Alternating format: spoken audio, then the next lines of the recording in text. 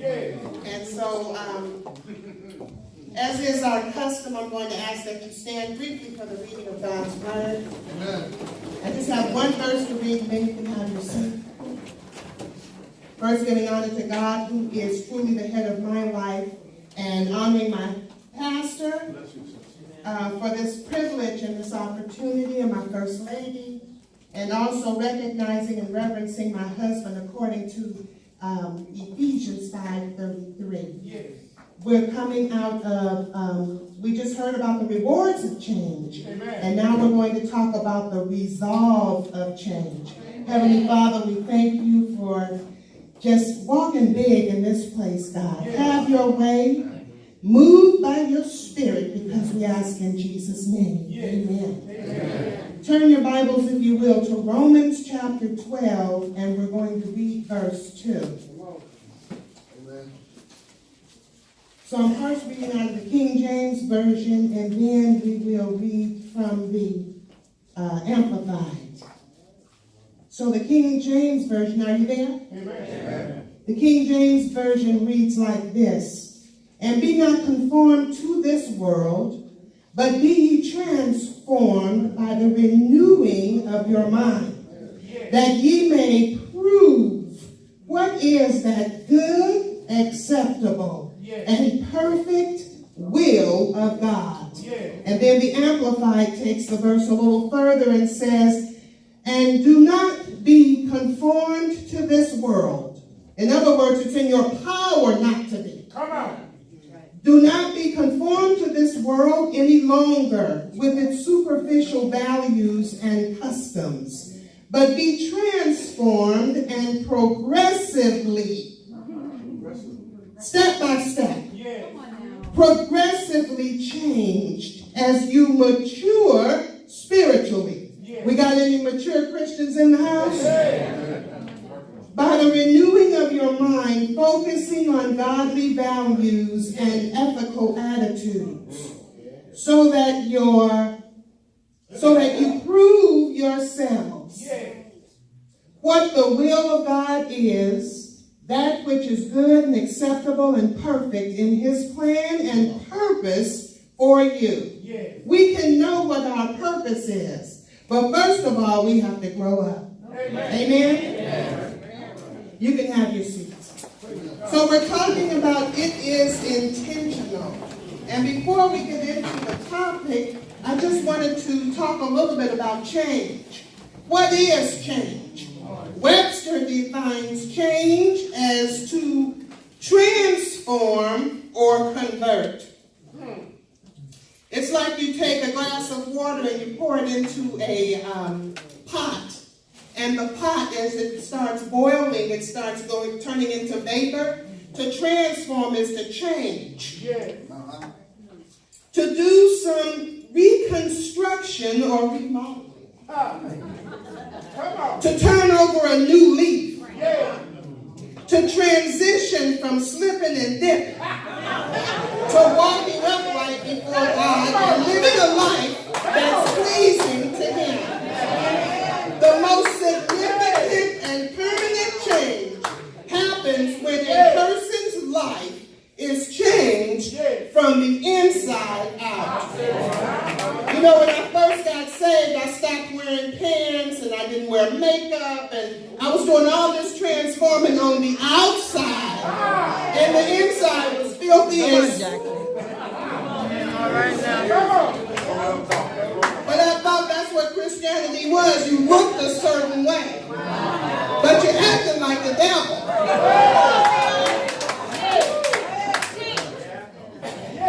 So change should happen from the inside out. And then we were talking about the resolve of change, and the word resolve is defined as to come to a definite decision. Not lukewarm. You either hot or cold. When you resolve about something, you determine to do something. It's intentional and it's purpose driven. So the resolve of change means, with a made up mind, you and I will take the necessary steps. Do the necessary work. make the necessary provisions to make a change and to experience transformation. All the way, at any cost. Now, salvation is free, but it's going to cost you something. It's going to cost you something. It's going to cost you saying goodbye to Freddie. Come on now. It's going to cost you something. It's going to cost you taking that gambling money that you've been saving for that Super Lago and putting it in the church. It's going to cost you something.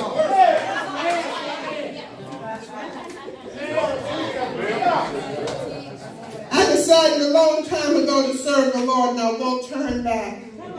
I will no longer straddle the fence like I used to. Serving two masters. I will no longer be found in the club on Saturday night dancing, and in the choir stand on Sunday morning singing my heart out. I will no longer be found shopping and betting at the racetracks with money I don't have. Come on, Blue Midnight. I don't care if you show place or win, but come on. And I never won a dime, but I would spend my last nickel and then come to church. And when it came down to putting my tithes and offering in, I put that on layaway. Lord, I can't pay the whole amount, so here's a down payment.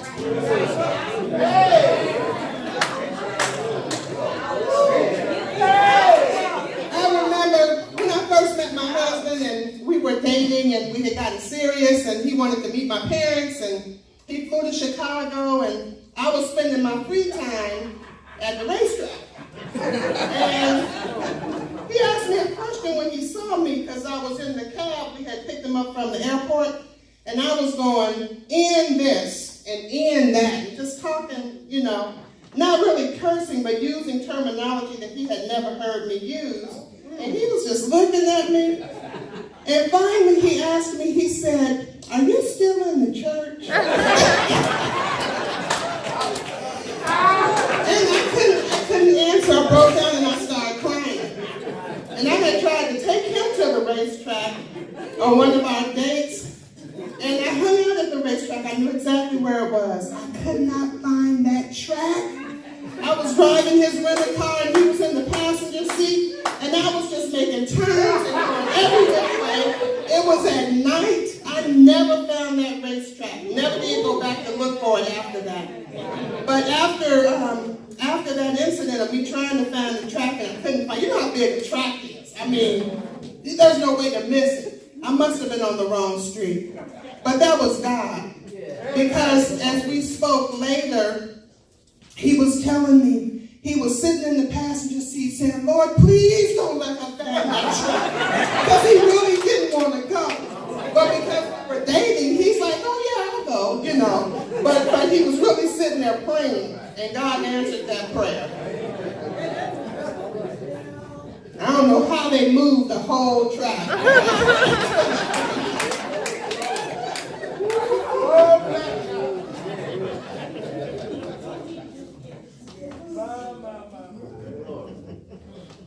I have resolved to make a change, and with the help of God, I will do it. Amen. I'd like to focus your attention on the story of two leaders in the Old Testament. And for the conservation of time, I only have 15 minutes, so I won't be reading, but I'll just be telling you about the story. And it's coming from 1 Samuel chapter 10 through chapter 18, so that in your spare time and in your private study time, you can just take the time to read the scriptures. And what I do is I start out in the King James Version, and then I go to the New Living Translation, and then I go to the Amplified. And so I might read that same verse, you know, over and over, just to get a gist of what's being said and what's going on. And so here we found that the saga spans across 9 chapters and many, many years, from 1 Samuel 10 to 1 Samuel 18. And we're talking about two leaders, two kings of Israel. They both had potential to be great, but only one was successful. So King Saul was the king of Israel, and he was crowned king at the age of 30, and his reign lasted for 42 years. King David initially was the king of Judah, but after 7 years, Israel reunited with Judah, and David became king of the reunited kingdom of Israel. Yes. Okay? And he was, by this time, age 30, and his reign lasted for 40 years. So they were very similar there. Now, Saul came from a rich and a well-known family. David came from a family that you heard little about until we started talking about David. Nobody knew much about Jesse. And his family, they were sheep herders. So they were kind of like nobodies. You ever been counted out before you even got in the race? Looked down on because of your past? Saul was taller than any other person from the shoulder up. So he was about a head taller than anybody. So when you saw him in the crowd, he stood out. And he looked kingly. Just like they say people look presidential. What does that have to do with it? Looks are deceiving. Amen. So he looked kingly because he was so tall, and his statuesque, his appearance. David didn't look the part, but he had a good heart. They were both anointed by the prophet Samuel to be king. They both received godly counsel from godly men. Saul received his counsel from the prophet Samuel, and David received his counsel from Samuel while he was living, and then after he died, he received counsel from Nathan. Okay. Saul never fully understood the nature of true leadership. Contrarily, David seized the opportunity to grow and to be the best he could be. Now, which one are you relating to between the two? He learned to be a strategic and skilled warrior, because before that he had never been on a battlefield. He had just been out in the field watching sheep. Because of his humble spirit and godly wisdom, the people loved David. Amen. And that's found in 1 Samuel 18, verse 16. So I just want to divert just a little bit and talk about the 7 deadly possessions of King Saul. The first one was fear. How am I doing on time? Go ahead. The first one is fear. Saul began his reign by hiding among the equipment and the supplies. When he was first called to be king, they were looking for him. They were talking about him. The crowd had gathered, and they were looking for him and couldn't find him. And the Lord spoke to the prophet and said, he's in there. He's in the closet over there with the equipment. And they had to go find him and bring him out. So we're talking about being afraid. The other thing he did, he wouldn't go out and face Goliath when Goliath was raging insults against God. He was in his tent. And when David volunteered to go and fight Goliath, he said, here, you can take my gear. Now, why wasn't he wearing his gear? He had no intention of putting it on, wearing it, so here, it's free. You can take it. So he offered it to David. David tried it on, it didn't fit, so he took it off. And he went and got 5 smooth stones and his slingshot. You know the story. Okay, so God gave him the victory over Goliath, but he wasn't afraid. He was eager to face Goliath and to win honor for God. He had fought a lion and a bear before, and he was confident that if God did it before, he could do it again. Yes. The second thing that Saul had was impatience. Saul refused to wait for Samuel, and they were going to go out to battle, and they never went out to battle unless the prophet appeared and offered sacrifice and prayed for him and gave him direction on his strategies with the battle. So he had waited for Samuel. Samuel had gone on a trip and had promised in 7 days he would be back. So today was the 7th day. He had not arrived. So what did Saul do? Saul went and got the sacrifice and offered it himself. He wasn't a priest, so what he did was illegal in God's eyesight. And so when he did that, after he offered the sacrifice, Samuel showed up. And he ran out to greet Samuel. And Samuel said, "What have you done? You have just made a big mistake." And so that tells us a little bit about Saul, his character on the inside. It tells us how he was not just impatient, but he was arrogant. How dare you take a position that's not yours and try to present something before God that God has not given you the authority to do. And so then number 3 is impulsiveness. He had spoke, they were out fighting, and he said, "Nobody is to eat until the battle is over, and if you eat, you'll surely die." And his son Jonathan didn't hear what he had said, and so he went and dipped his a stick into some honey and ate the honey. So when the people saw it, they said, "Jonathan, what you've done, you've gone against your father." And so Saul said, "Well, I've already spoken, so Jonathan is going to have to die." And the people said no. They stood up for Jonathan, and Jonathan didn't die. But it just shows you how impulsive he was, speaking before he thought about what he was saying. And some of us do that. Yes. We speak too soon. Yes. Sometimes you should just listen. Yes. And God gave us 2 ears to listen twice as much as we speak. Sometimes it's not time to speak. Yes. Sometimes it's just time to listen. Yes. And a lot of times when I used to go into the conference rooms when I was working on the bass, and everybody would have a comment, and they would go around the table, and I'm sitting here and I'm listening to everybody. And they would come to me, and if I didn't have anything, I would just say, I don't have anything. I didn't try to, let me just muster up something to say, because it's my turn. Right. People can tell when you fake it. But a lot of times we want to be seen. Yeah. And so Saul being king, he was impulsive, speaking before he thought, and almost cost his son his life. And then the 4th one is denial. When Samuel told him that he had been rejected by God as king, and God had found somebody else that he would elevate and replace Saul. Saul continued going through the motions of being king and ignored what he was told. Going through the motion, he was so worried about appearances. A lot of us do that, trying to keep up appearances. Well, we want to get a new car, and no, you can't afford a new car. And if people look close enough, they see your pillow and blankets in the back seat. You done gave up your house trying to have this new car. Thank